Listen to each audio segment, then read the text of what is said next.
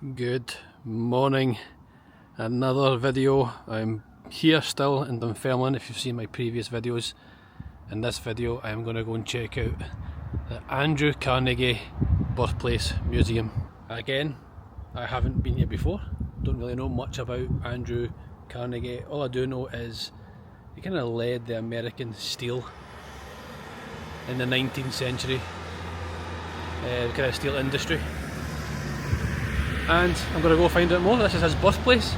I don't think it's a big museum, but I am going to go check out. This is his birthplace. I don't think it's a massive. I think it's going to be that home over there. I think that's it over there, and it's a free entry, and it's Prairie Lane.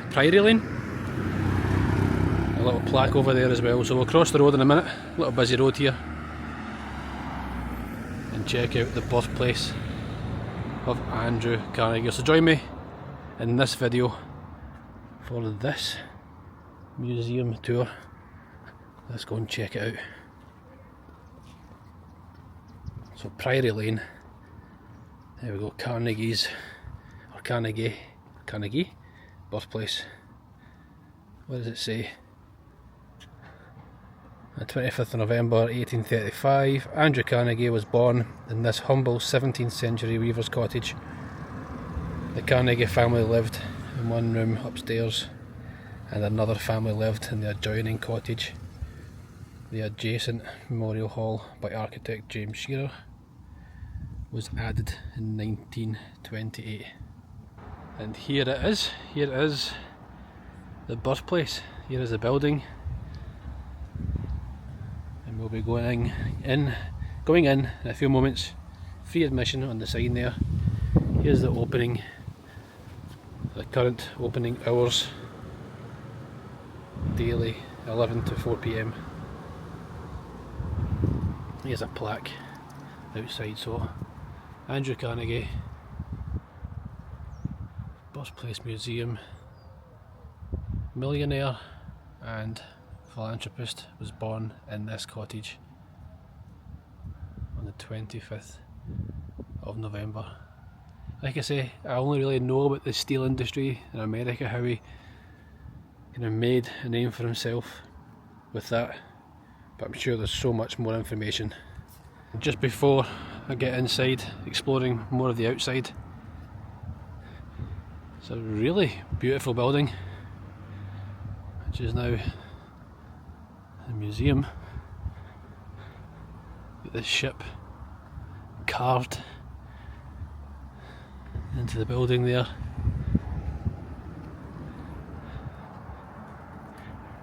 There you go. Andrew Carnegie Birthplace Museum.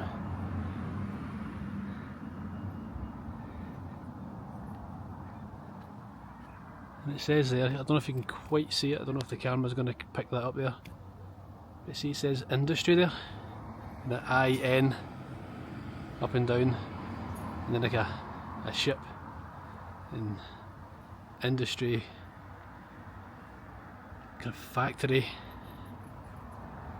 idea carved in the stone there. And that's what I know. So it'll be interesting to find out some facts and more information when we get inside. Right, so let's go. Let's get inside. In anticipation for myself, wanting to find out some more. This building up. Look at the little window down next to the grass here. Maybe the museum goes down into a basement.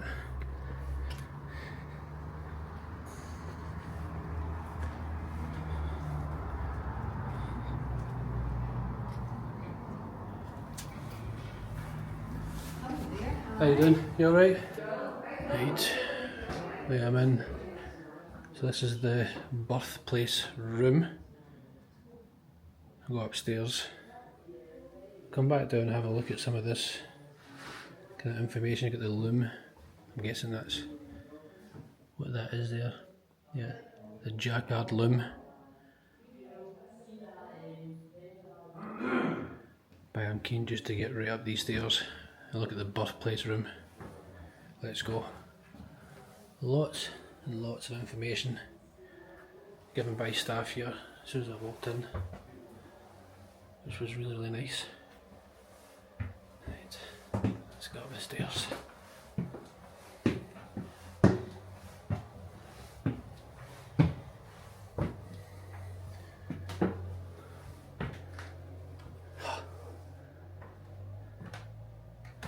Here we go.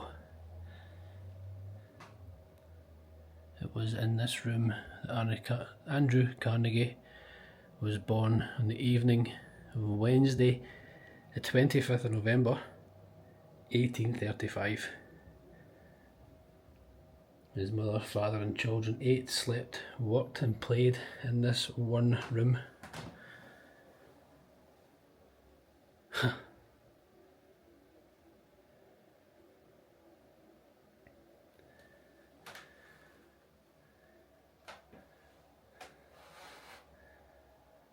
That is incredible. Oh, look at this. This is the room in which Andrew Carnegie was born on the 25th of November 1835 at around 8 p.m. on a stormy winter's night. His mother's friend, Ailey Ferguson, was the midwife who brought him into the world. The whole Carnegie family lived and slept in this one room, with another family occupying the room opposite. On the right, there are two recessed beds, and Andrew was probably born in the larger of these nearer the door, which would have been his parents' bed. The window next to Andrew's bed was added in the 1900s. Andrew's little sister Anne, born in 1839, did not survive beyond her second birthday. It is believed she is buried in an unmarked grave in Dunfermline Abbey Cemetery. The cause and date of death are unknown, but typhoid and measles were common in those days, and children's mortality was rife. And in this room, it's saying during the time that the Carnegie family lived here, this room was used as a storeroom for pattern, cards, bobbins, and all the extra equipment needed to maintain the hand looms.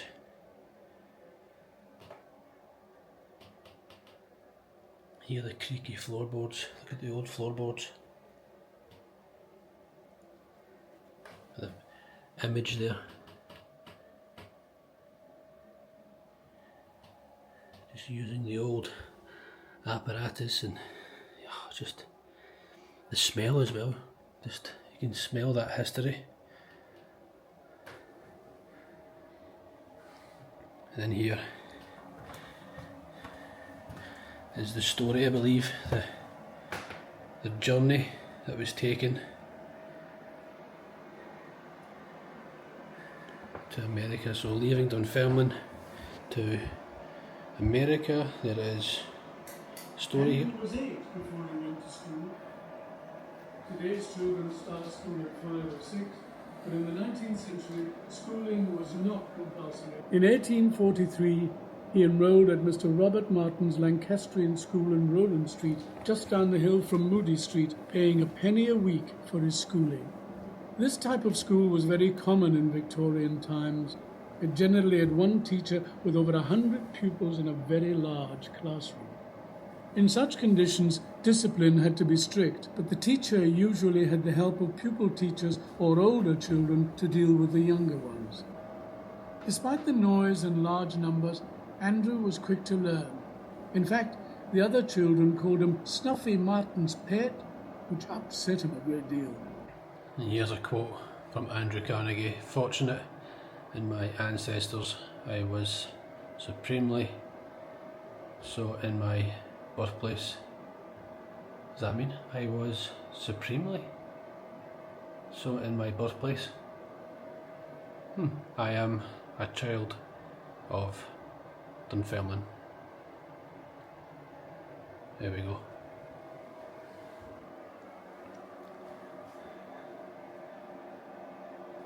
Really interesting.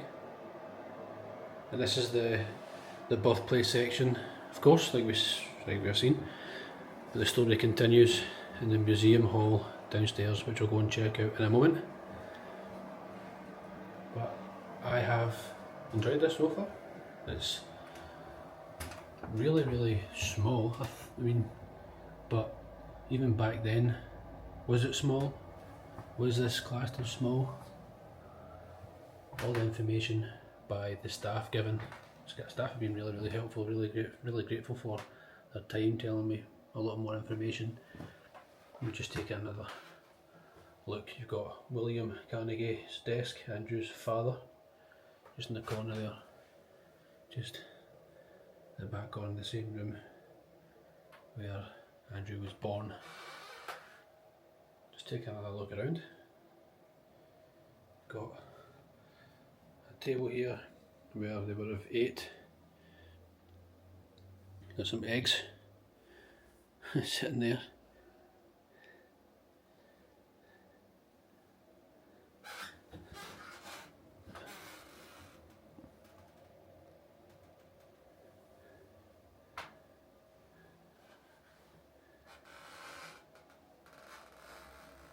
This is as far as I can go. There is a rope here, just in case you're wondering, but you're not able to go any closer than this.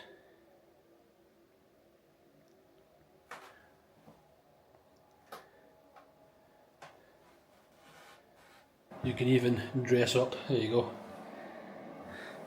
Which one suits me better? I think that one suits me better. What do you think?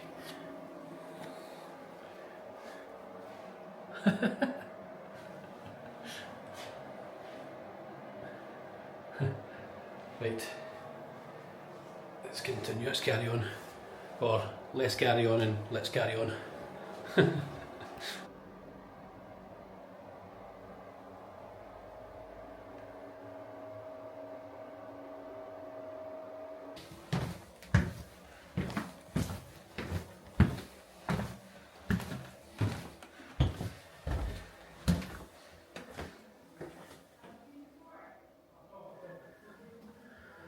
Right, back down here. So what do we have here? Apprentice regulations, masters and journeymen.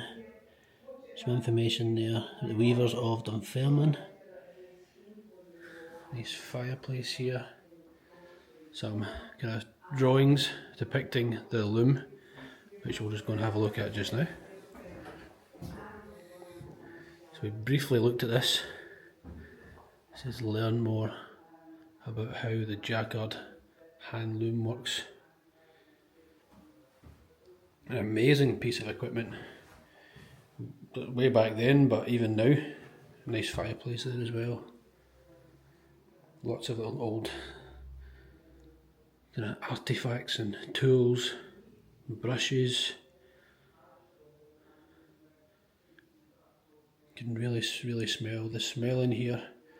You smell that wood, the old wood and the material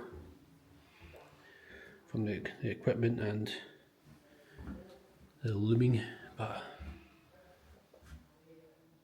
I find this very fascinating that someone came up with this way back then and designed this, and then obviously someone made this as well, and then someone was able to operate and make the end product, which could have been anything, but that's what you're looking at there in the end product.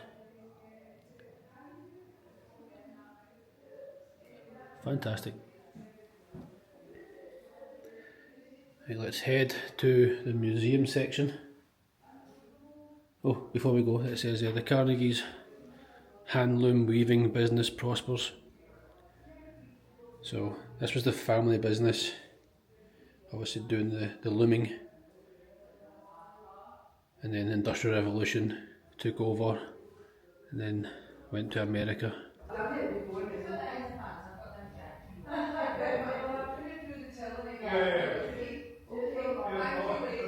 Just taking a step out to the garden area to have a look at more of the building outside really. This path only really goes down to the toilets. I'm just having a look in the building itself on the inside. of the walls, the garden of his birthplace. And again, more carvings on the wall here.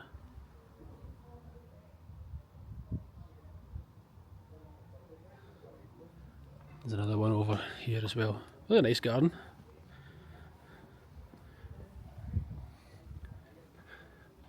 One that it says peace on it.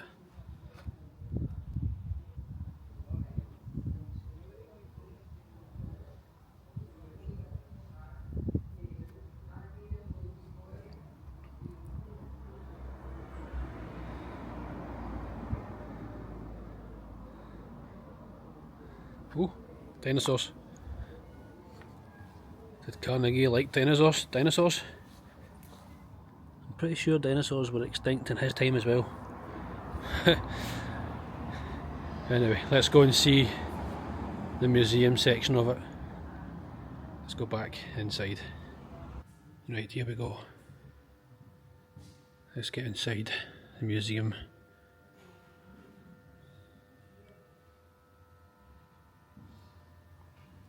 Carnegie, a living legacy.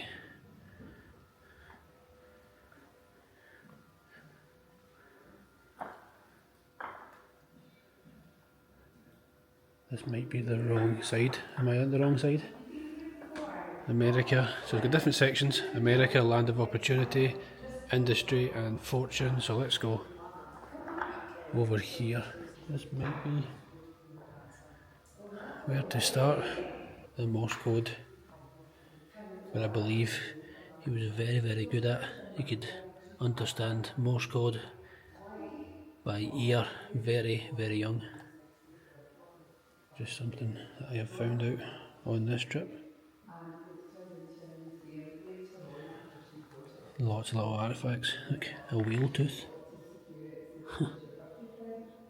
Books. Sword.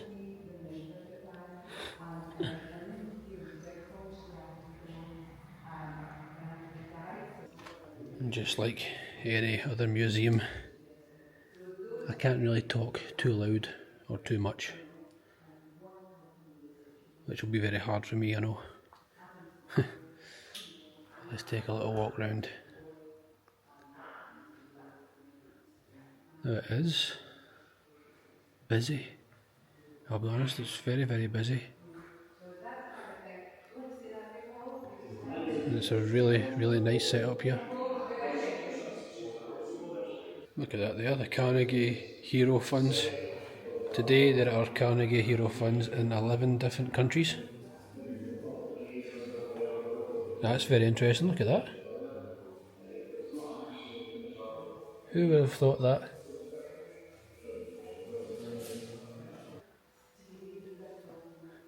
Look at this here, Hero Fund medals, pocket watch. What's that, bas relief? So there, 2 citations, record of appreciation, and a set of medals over here as well.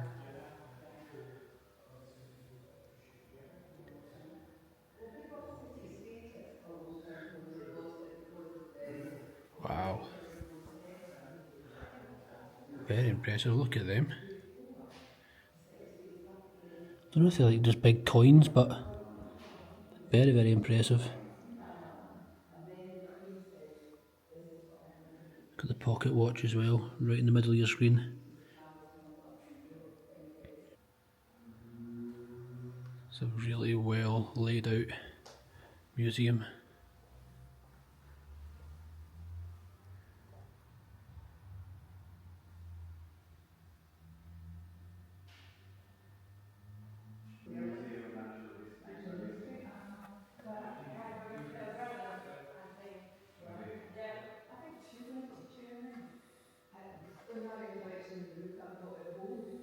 Lots and lots of kind of freedom caskets, they're calling it. Letters from Andrew Carnegie, trowel and mallet, presentation keys.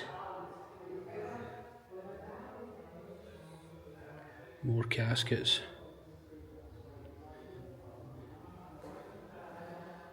Yeah, There's an album, Mechanical Navigator.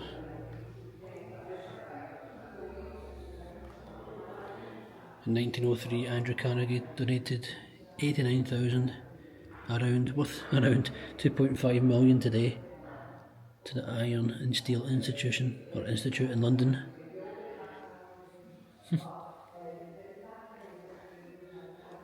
The Carnegie Mellon University.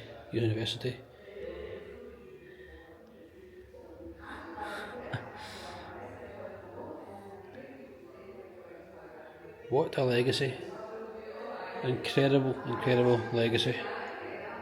Well, I wasn't expecting to see hand puppets on Sesame Street here. The Carnegie Corporation of New York has sponsored a public awareness initiative called Great Immigrants, Great Americans. Just reading that there, the newspaper advert. And hand puppets here.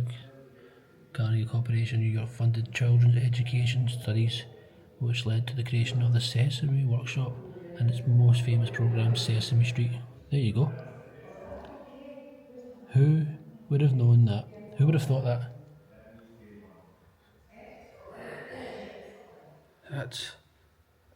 Yep, that is my face right now. That's how I look right now.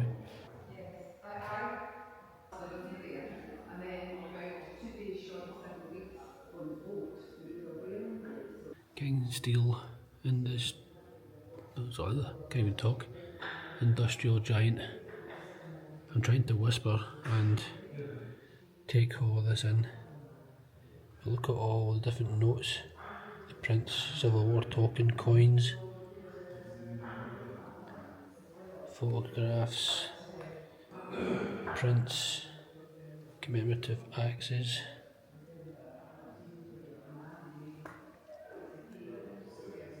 The Carnegie's Keystone Bridge Company supplied steel for many famous buildings and bridges, oh my god, including the Brooklyn Bridge in New York. Wow. The elephants.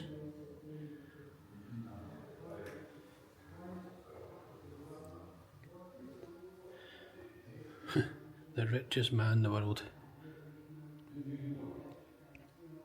In 1901, Pierpont Morgan agreed to pay $400 million for the Carnegie Steel Empire. Wow. Back then, just now it's a lot of money, but back then, that is a lot of money.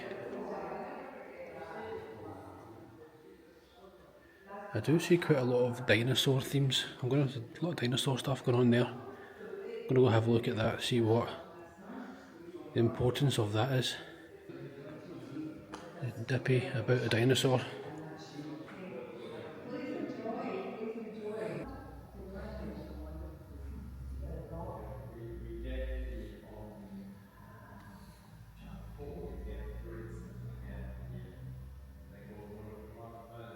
So that's the story behind the Diplodocus. The excavation, the dig was funded by Andrew Carnegie, and then the Diplodocus Carnegie was named after him. So much, learning so much information here. So much cool facts, so much things to see, so many little artefacts. Staff's really nice. Yeah, highly recommend so far. Really recommend coming here if you can. Yeah, so I think I'm going to leave just now. I'm going to heading out. Might get a magnet, might buy a magnet, who knows. And if they've got one, just to commemorate my visit here. I've been collecting the magnets. I've kind of stopped doing that recently, but yeah, so far, well, all in all, I've enjoyed this visit so far, so yeah, I'll check out some more and then maybe end the video there, but really cool.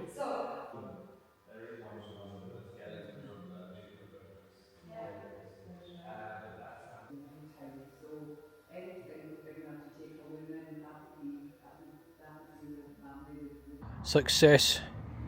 I got a magnet, Andrew Carnegie Birthplace Museum magnet to add to my ever-growing collection.